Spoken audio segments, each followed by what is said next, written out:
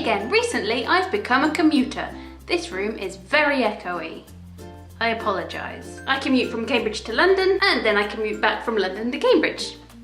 I don't walk, by the way. And I do stick around in between to do some work. I don't just commute in, put my ticket in the machine, turn around and come back again. That would be odd and pointless. Before this job, I'd never commuted to work because I'd always lived close enough for it not to count as a commute. But since I've been exposed to this new world of commuting, I've had some thoughts on the subject. Observations, if you will. By the way, if you commute a lot and these observations seem kind of obvious, just bear with me. As I say, this is entirely new to me. So let's get started. Observation 1. Everyone is a lot more awake than me at that time in the morning. Now, I am very much an early bird rather than a night owl. I've always been good at getting up in the morning, and generally I'm pretty good about getting to bed at a reasonable time, so it's not that I'm not getting enough sleep. But I get onto that train at 7:30 and I am out like a light, and everybody else seems wide awake. Either there's some staying awake secret that I've not yet been let into, or they all wait till I fall asleep before they fall asleep too, and then they all wake up before I do in London. Speaking of sleep, observation 2. I thought that all the time I spent commuting could be doing something really productive, like I could do some reading, listen to new podcasts,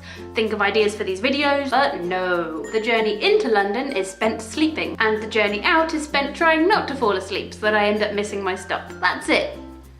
Literally nothing else. Observation 3. Commuters are creatures of habit.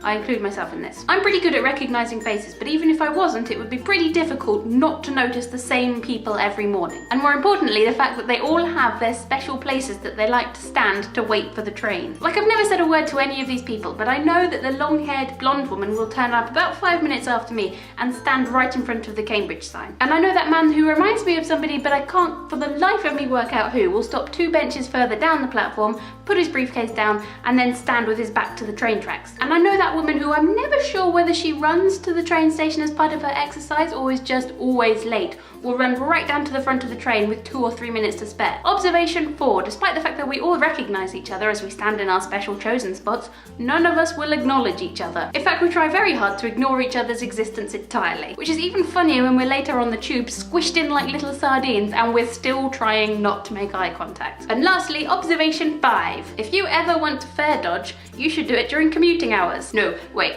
Hold up a second. I'm not suggesting that you should ever try to make a journey without paying for a ticket. I just want to make that very clear. You should always pay for and use a valid ticket. But apart from the barriers at either end of my journey, I've had my ticket checked once on the train. Just the one time. I paid a lot for that ticket. I feel like I should be showing it off at any opportunity.